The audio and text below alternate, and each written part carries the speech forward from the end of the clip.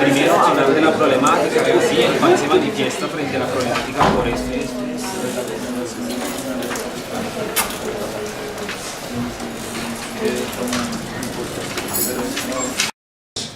Han disminuido en la región, o sea, están diciendo las desigualdades medidas por el Gini se han reducido.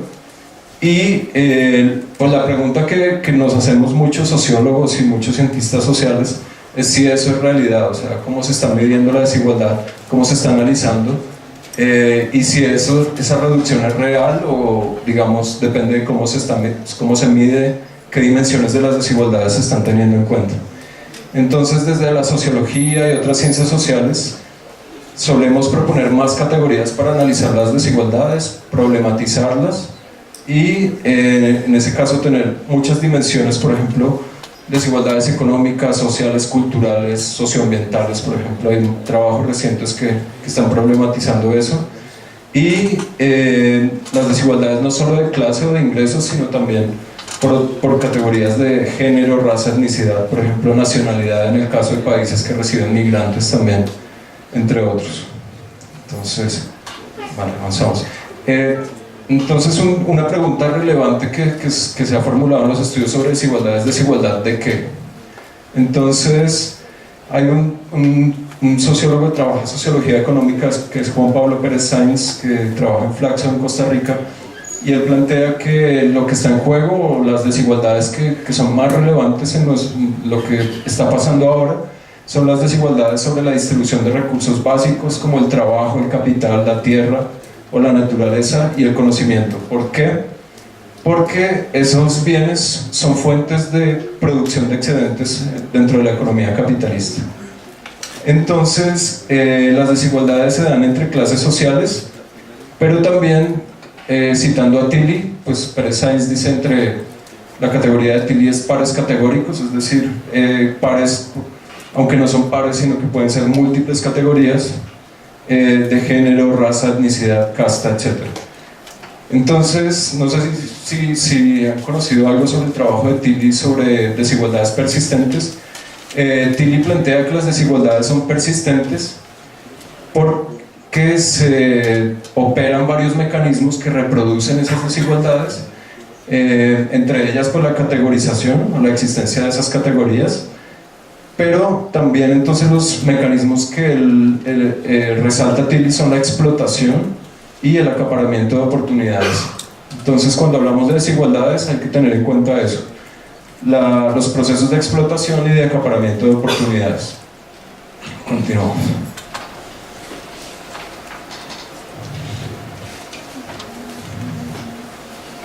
Entonces, cuando hablamos de explotación, pues Pérez Sainz dice hay una diferencia entre trabajo y empleo, y el trabajo no tiene garantías sociales, o por ejemplo la cobertura de ciertas prestaciones, el empleo sí, y con las reformas neoliberales, por ejemplo, se ha producido más trabajo que empleo, por ejemplo, la distinción que hace Pérez Sainz, basado creo que en Robert Castell.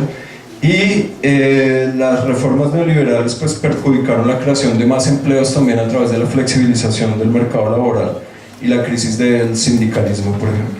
Y sobre el acaparamiento de oportunidades, el otro mecanismo que remarca Tilly, entonces se plantea que hay procesos de cierre y apertura en los mercados de capitales y seguros, en los mercados de tierras y de conocimiento. Principalmente los empresarios son quienes tienen más acceso al crédito, pues, digamos el crédito de los bancos, apoyo estatal. La tierra ha sido concentrada y reconcentrada en recientes olas de acaparamiento de tierras para monocultivos, por ejemplo, la producción de materias primas para producir biocombustibles, y hay una devastación de la naturaleza en los llamados territorios de frontera, como lo llaman algunos geógrafos, con procesos de ampliación de la frontera agrícola a pesar de la titulación que han recibido, por ejemplo, indígenas afrodescendientes en esos territorios. Hay procesos de reprimarización y neoextractivismo, citando por ejemplo a Gudinas, y las empresas transnacionales como Monsanto, por ejemplo, producen asimetrías de conocimiento, a veces apoyadas por estados nacionales, como en el caso de Argentina, por ejemplo, donde tienen bastante apoyo. Entonces, la otra pregunta relevante sería ¿desigualdades entre quiénes? Entonces se puede hablar de desigualdades entre diversos grupos sociales como las clases sociales. Ahí uno podría meter, por ejemplo, dicotomías como la marxista entre trabajadores y empresarios, pero también otra, complejizarlo, por ejemplo, campesinos sin tierra versus terratenientes, o campesinos sin apoyo estatal versus otras clases rurales con apoyo estatal. También podemos analizar desigualdades entre estratos, por ejemplo, el 10% más pobre, el 10% más rico, el índice Palma, por ejemplo, que tiene en cuenta el 10% más rico y el 40% más pobre, por ejemplo. Pero también las desigualdades incluyen desigualdades entre grupos, por ejemplo, hombres, mujeres, otros géneros, entre grupos raciales, étnicos, y en muchos casos se dan procesos de interseccionalidad, es decir, solemos reducir las desigualdades a una categoría pues para que sea fácil leerlas, pero hay que reconocer que en muchos espacios o campos sociales hay procesos de interseccionalidad entre clase, raza, etnicidad, género, por ejemplo. Listo, entonces pasamos al caso colombiano. Pues voy a presentar algunos hallazgos de reflexiones y cifras sobre estos temas. Hay una literatura previa sobre las causas de la violencia política, entonces muchos trabajos han diferenciado entre las causas del inicio del conflicto en Colombia y las causas de la prolongación del conflicto. Y digamos, cuando se habla de la prolongación, se habla, por ejemplo, de causas, digamos, cuando se analiza tanto el inicio como la prolongación, se habla de causas económicas, sociales e institucionales de la oposición violenta. Entonces, la literatura en las últimas décadas tendió a polarizar la explicación de por qué hay violencia política, pues, no solo en Colombia, sino en otros países, en dos hipótesis, la hipótesis de los agravios y la hipótesis de la codicia, es decir, una polarización, es decir, la gente se mete en violencia política por factores políticos, ideológicos, por una causa social, frente a la hipótesis que plantea, no, es por codicia, por volverse rico, armar un ejército para ganar plata, vender recursos naturales, etc. Así se polarizaron las ciencias sociales sobre la explicación de las causas de los conflictos en las últimas décadas. Y bueno, actualmente pues hay una discusión interesante sobre cómo superar eso, o sea, tenemos que ir más allá de esas hipótesis. Y entonces, en el caso, por ejemplo, de Colombia, muchos trabajos, y también de países centroamericanos, muchos trabajos remarcan el inicio del conflicto armado como asociado a las desigualdades en el acceso a la tierra. ¿Sí? Entonces, es una hipótesis importante. Y una autora, por ejemplo, como Lilian Jaffe, separa entre las causas del inicio y causas de la prolongación de la guerra en Colombia. La prolongación del conflicto se explicaría por causas, por ejemplo, institucionales o de codicia, mientras el inicio fue marcadamente más ideológico, centrado pues, en la falta de acceso a la tierra para todos. Pasamos a la siguiente. Listo, entonces lo que planteo acá es un poco que contrario a esa hipótesis. Uno podría plantear que las desigualdades juegan un papel tanto en el inicio como en la prolongación del conflicto, es decir, lo clave sería mirar cómo las desigualdades se han metido en esas causas institucionales o en esos otros elementos o hipótesis que explican la prolongación del conflicto en Colombia. Entonces, no cerrar como decir el conflicto empezó por el tema de la tierra y ya, y ahora se prolongó por otras cosas como el narcotráfico, tal, sino que las desigualdades jugaron un papel en el inicio, pero en la prolongación han posiblemente jugado un papel importante, y eso, digamos, sería lo que habría que analizar, cómo la desigualdad se ha entrelazado con otras de las causas que se dan al conflicto colombiano. Entonces, esas otras hipótesis alternativas han sido, por ejemplo, participación política limitada de la gente a nivel local, la ausencia del Estado en partes del territorio, la competencia entre actores armados por llenar ese vacío del Estado, el acceso limitado a servicios básicos como salud, educación, alimentación, el tema de la presencia de riquezas, es decir, zonas con mayores riquezas, recursos naturales, han presentado más conflicto y más, digamos, intensidad del conflicto. Entonces también está el tema del narcotráfico, pero también las políticas antidrogas también reproducen formas de violencia. corrupción y mala administración de ingresos de los recursos naturales, en zonas donde hay regalías, etc. La competencia por el control de rentas de recursos naturales a nivel local, y otra podría ser el control político de actores armados a nivel local, regional y nacional. Es decir, procesos que se han extendido desde lo local a ubicarse, por ejemplo, en estamentos políticos a nivel nacional de algunos de los sectores. Entonces, voy a presentar algunas cifras sobre concentración de tierras, por ejemplo, a partir del Atlas de Concentración del IGAC, algunas cifras de ingresos y algunas cifras de desplazamiento forzado como una variable para analizar temas de violencia en Colombia. Entonces, en primer lugar tenemos esta gráfica. En esta gráfica pues sitúo información sobre el Gini de concentración de la tierra. Todos saben qué es el Gini, o sea, en general conocen qué mide el Gini, pues digamos qué tanto de un recurso, por ejemplo de ingresos o de tierra, se ubica en qué tanto porcentaje de la población, y a partir de esa información se construye una curva y bueno, con unas fórmulas hayan un indicador que sería el Gini, que entre más cercano a 1 es más desigualdad, entre más cercano a 0 es más equidad o más igualdad. Entonces, en el caso del Gini de ingresos, por ejemplo, para Colombia, el total nacional, creo que últimamente se ha situado en 0,53, pero el de la tierra, el de concentración de la tierra, es 0,87 para el total nacional. Aquí lo presento desagregado por departamentos, para los que tienen información. Entonces, si vemos esta gráfica, pues aquí en el eje de la X tenemos indicadores del Gini de ingresos, y en la Y indicadores del Gini de concentración de la tierra, que va del 0,6 a 0,9. Entonces, digamos, cuando uno grafica, pues hace un gráfico de dispersión con esos datos, uno puede mirar una tendencia, a ver, hay una tendencia positiva, negativa, no hay tendencia clara. En este caso hay una tendencia positiva, no muy pronunciada, pero la hay. Y lo otro que uno puede hacer con este gráfico, por ejemplo, es dividirlo en 4 ejes y decir hay 4 grupos. Entonces hay departamentos donde el Gini de tierras es muy alto y el Gini de ingresos también.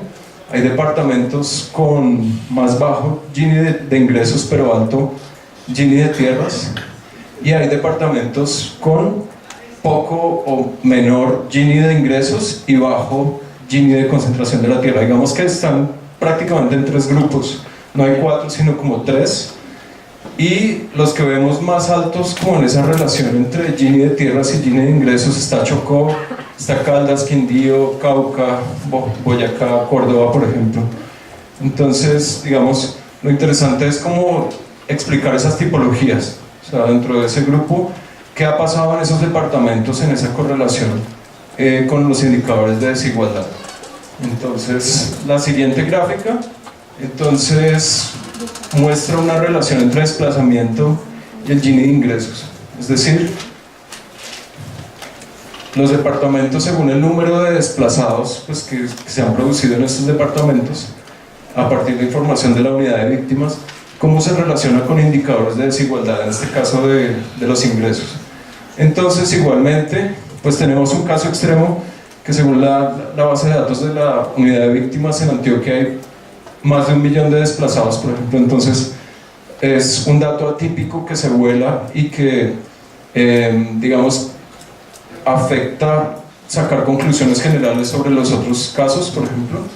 Pero entonces cuando miramos aquí qué pasa en el resto de departamentos, vemos que hay una correlación positiva entre mayor desplazamiento y mayor concentración del ingreso, por ejemplo. Entonces hay una correlación positiva, e igualmente uno puede dividir, o sea, decir, un grupo de departamentos tiene altos niveles de concentración del ingreso y desplazamiento, en algunos casos ambos indicadores son bajos, y en otros casos, por ejemplo, puede haber mucha desigualdad en términos de ingresos, pero no necesariamente se asocia a desplazamiento, aunque hay que ponderar por el volumen de población de cada departamento para hacer un análisis más. ¿Cundinamarca está con Bogotá o está incluido Bogotá? No, Cundinamarca está aparte, pero no. Pero como el 45. Ah, sí, aquí está, Cundinamarca. Entonces sería sacando Bogotá, ¿verdad? Creo que sacando Bogotá, sí. Hay algunos indicadores que muestran Bogotá aparte para algunas de estas variables, sí. Y en tercer lugar, pues hay otra gráfica que es mostrando la relación entre desplazamiento y el Gini de concentración de la Tierra. Entonces, bueno, aquí un poco una conclusión es que puede sacarse esos cuadrantes. Ah, perdón, la tercera gráfica es esta, sí. Entonces aquí, por ejemplo, no puse la línea de tendencia porque no hay. Digamos, los datos están muy dispersos. Es decir, no se puede decir la relación es positiva o negativa, es casi plana. Entonces, en este caso, digamos, lo de los cuadrantes es bastante útil porque si uno, digamos, utiliza esos cuadrantes y dice, bueno, hay un grupo de departamentos donde pasa esto, otro donde pasa esto, entonces vemos que en el cuadrante de arriba se cruza, por ejemplo, altos niveles de concentración de la Tierra con alto nivel de desplazamiento, como en Chocó, Nariño, Cauca, Valle. Hay zonas donde hay mucho desplazamiento, pero no se relaciona con un Gini de tierras muy alto, por ejemplo Bolívar, Magdalena, Cesar. Hay zonas donde el Gini de tierras es muy alto, pero el nivel de desplazamiento pues, relativo, en términos absolutos, es más bajo, como Córdoba, Meta, Caldas, Cundinamarca, Risaralda, por ejemplo, Quindío. Entonces, esto es como una caracterización así, una comparación entre departamentos de las tendencias de estas variables. Continuamos. Entonces, además de mostrar esos indicadores, pues bastante preliminares, me interesa discutir este tema que les mostré a nivel analítico de las desigualdades verticales y horizontales para el caso colombiano. Entonces, un ejemplo es el análisis de la situación de poblaciones afrodescendientes, por ejemplo. Pues conozco el caso del Chocó, por ejemplo. Entonces las poblaciones afrodescendientes son afectadas por discriminación estructural. Es una categoría de Rodolfo Stavenhagen que decía que un grupo social sufre discriminación estructural cuando los indicadores sociales, por ejemplo acceso a educación, a salud, tasas de mortalidad, de morbilidad, son muy altas en relación al promedio de la población o a otros grupos de población. Entonces, en Colombia claramente pues, hay una discriminación estructural de estos grupos sociales. El conflicto armado en algunas regiones muestra elementos de violencia dirigidos a ciertos grupos étnicos, indígenas y afrodescendientes. Por ejemplo, Afrodes, que es la Asociación de Afrodescendientes Desplazados, que es un movimiento social, plantea más o menos más del 20% de los desplazados son afrodescendientes. También hay una mezcla compleja de desigualdades horizontales y verticales en Colombia. Entonces no son exclusivamente, como se plantean en algunos estudios pues, de estos macro, son exclusivamente conflictos interétnicos, sino que hay entrelazamientos entre clase y etnicidad para explicar esos conflictos. También la acumulación por desposesión, generando nuevas fuentes de acumulación, ha producido pues, despojo de tierras, por ejemplo, de bosques, de recursos naturales, y ahí digamos que se puede plantear que digamos, lo que no hace parte del sistema capitalista se busca integrar, pero pues eso externo, lo que está por fuera del sistema, puede ser inventado por las élites, por ejemplo, por ciertos grupos dominantes, para ejercer pues, un control político allí. También se han dado procesos de formación de clases, pero ahora entrelazados con etnicidad, por ejemplo, a partir de la titulación de tierras con la ley 70 para negritudes. Esto se cruza pues, con procesos de racismo que se han mantenido pues, en el país. Por otro lado, entonces, el desplazamiento ha producido procesos de destrucción y reconfiguración de clases a nivel rural y formación de clases a nivel urbano, sobre todo aumentando el nivel de pobres en zonas marginales. A nivel urbano, las desigualdades entrelazan factores de clase, raza, etnicidad y género, pero con mayores impactos sobre la población que es desplazada que llega a esos lugares. Por ejemplo, en Chocó hay muchos desplazados, hay procesos de despojo, y los desplazados que llegan a barrios urbanos marginales, por ejemplo en Quibdó, como barrios La Cascorpa o Villa España, por ejemplo, había gente que a nivel rural tenían tierras, tenían bosques, tenían ganado, y llegan a las ciudades sin nada, porque, digamos, pues, como resultado de la violencia, por ejemplo. Bueno, entonces para acabar, pues voy a mencionar algunas conclusiones, algunas perspectivas a partir de esta presentación. Lo que veo después de la revisión de literatura, del estudio de caso, es que es necesario superar la dicotomía analítica entre codicia y agravios para explicar los conflictos armados, y hay que hacer un estudio de las desigualdades en relación al conflicto, pero digamos teniendo en cuenta pues las complejidades de las desigualdades, es decir, no solo decir que son interétnicas o solo de clase, sino que hay elementos más complejos que igual es un desafío para investigar, porque son difíciles de agarrar empíricamente también. Entonces lo clave no es separar las causas sociales de las institucionales y económicas de los conflictos al estudiar sus causas, sino también mirar la desigualdad en diversas formas, cómo se articulaban esas causas institucionales, económicas y políticas, cómo se articulan las desigualdades a otras causas o a otras hipótesis que se dan para explicar el conflicto armado. Hay que articular el análisis de las desigualdades horizontales y verticales para analizar las desigualdades en Colombia, sobre todo en relación al conflicto armado, pero también pues, a la búsqueda de paz, por ejemplo. El desafío metodológico está en mirar tendencias nacionales y también casos regionales. Hay que revisar las implicaciones de esos procesos para la construcción de paz. Y un tema menos estudiado ha sido cómo la violencia ha reproducido formas de desigualdad, que lo planteé al comienzo como un tema analítico, pero pues no está muy desarrollado en la presentación. Bueno, en términos un poco del escenario de construcción de paz, y bueno, pues conflicto, sin saber qué significa esa palabra, pero entonces aquí los diagnósticos no enfatizan en el rol exclusivo de la desigualdad en explicar el conflicto, pero las recomendaciones sobre el posconflicto tienden a enfatizar en variables relacionadas con las desigualdades. Creo que aquí hubo un evento hace poco, creo que estaba Galton o algo así, y él planteaba que una de las recomendaciones es reducir la miseria a nivel local y regional. Es decir, el tema de la desigualdad está presente en las formas de cómo construir la paz y cómo hacer una paz sostenible. El tema de las desigualdades juega un papel clave ahí. Las experiencias internacionales de posconflicto, por ejemplo en Centroamérica, han mostrado que las desigualdades no se han reducido radicalmente y han emergido nuevas formas de violencia, por ejemplo las maras, el narcotráfico, o la gente ha votado con los pies, es decir, un porcentaje, 30% de la población de El Salvador está en Washington, creo, en Estados Unidos. Entonces, avanzamos, por favor. Por ejemplo, aquí hay una gráfica que compara el índice de Gini entre varios países, y si vemos en esa lista de países algunos de los países que fueron afectados por guerras civiles, conflictos desde los años 60, 70, por ejemplo, ¿qué ha pasado con la desigualdad en esos países? Entonces, digamos, por poner un ejemplo, El Salvador y Perú están dentro de los países que están por debajo del promedio regional de América Latina, que es 50, entonces El Salvador 46, Perú 49. Esto coincide porque, digamos, me parece interesante porque Perú y El Salvador llevaron a cabo cierta forma de reformas agrarias, políticas de reforma agraria, que a largo plazo pueden tener impactos en reducir otras formas de desigualdad. Eso también pasó en Asia, por ejemplo. Al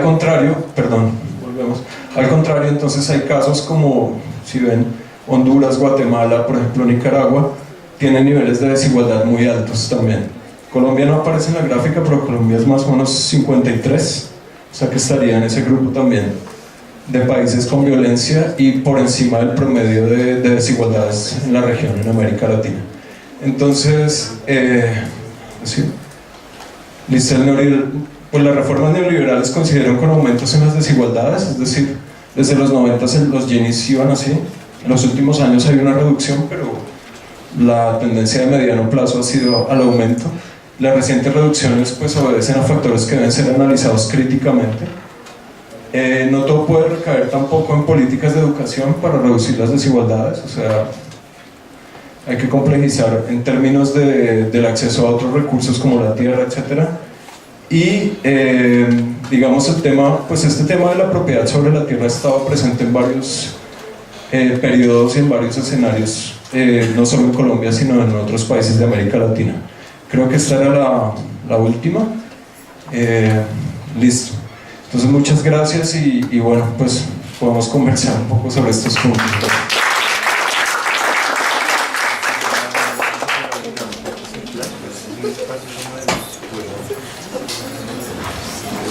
Comentarios, preguntas.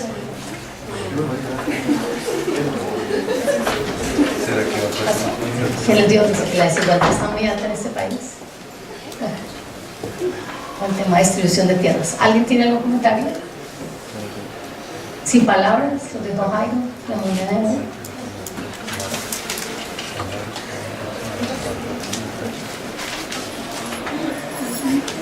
Buenos días, yo solo tenía una pregunta. En una gráfica que usted presentó sobre el Gini de tierras y el Gini de ingresos, el Gini de tierras se refería al año 2009 y el Gini de ingresos al 2011, no sé si, digamos, eso afecta un poco el análisis de ese gráfico.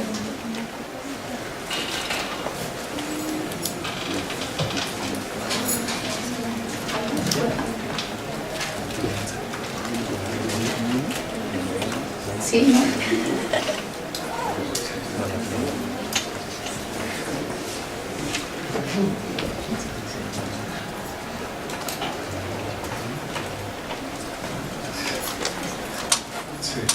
Sí, gracias. La pregunta es muy importante.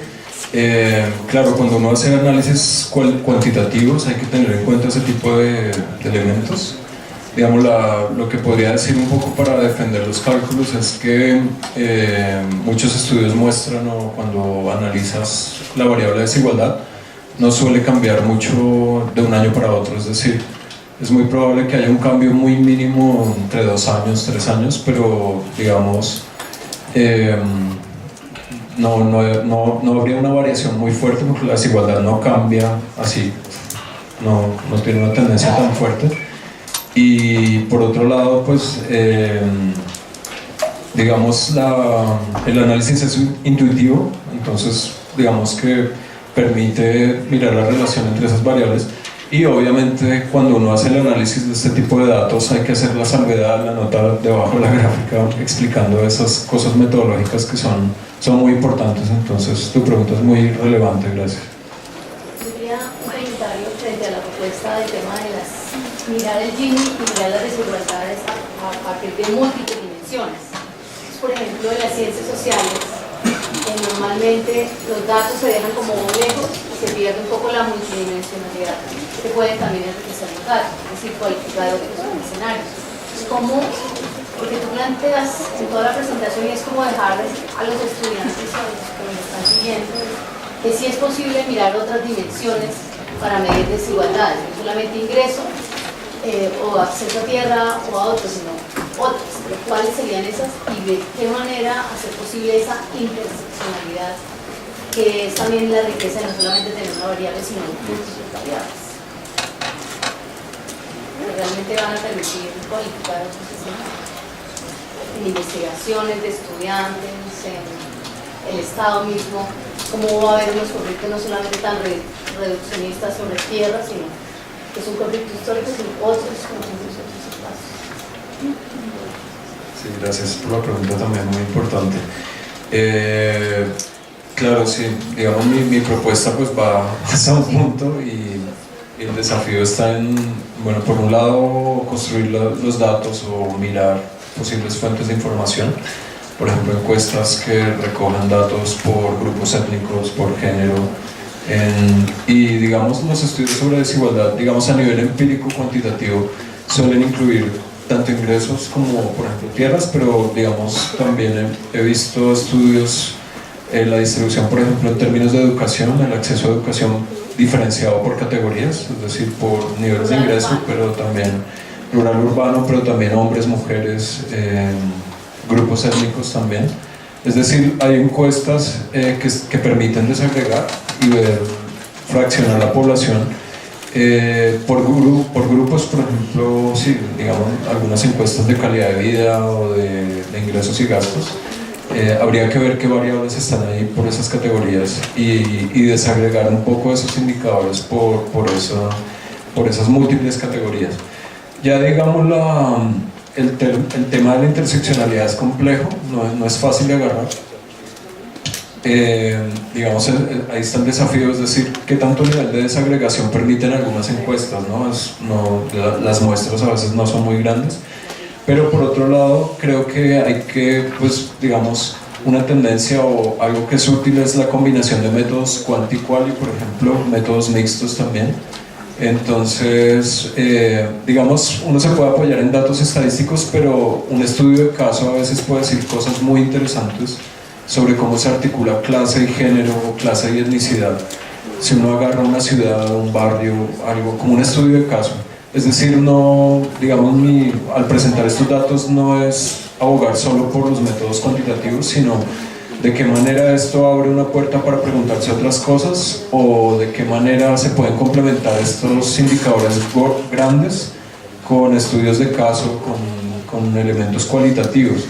Entonces creo que para los estudios sobre la relación entre desigualdad y conflicto eso es importante, es decir, cómo vincular varios métodos y creo que los estudios de caso en diálogo con estadísticas más agregadas pueden decir muchas cosas. Lo interesante de esto también es comparar ciudades, o sea, ustedes miren desplazamiento en determinados departamentos, porque ha sido más grande, cuáles son los mecanismos que ha producido, pues digamos, cómo se han producido desigualdades y cómo la desigualdad se puede relacionar también con nuevas formas de violencia.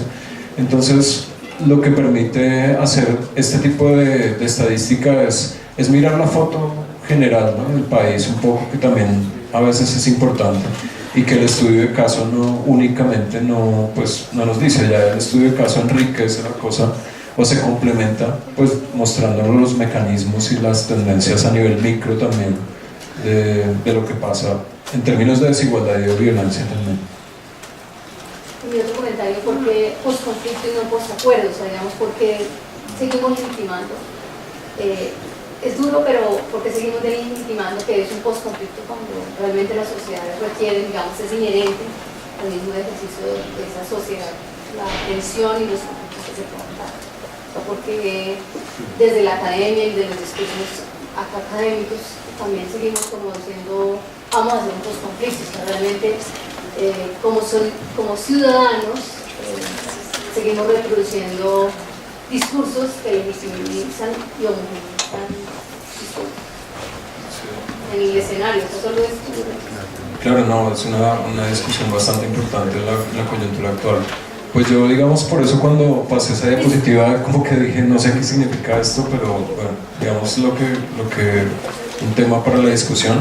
Yo prefiero hablar, de lo que estoy hablando un poco es, o lo que, digamos, me interesa analizar ahorita son los procesos de transición de la guerra a la paz o la construcción de paz, más que posconflicto, porque, digamos, no hay un punto de quiebre, es difícil identificarlo y teorizarlo también.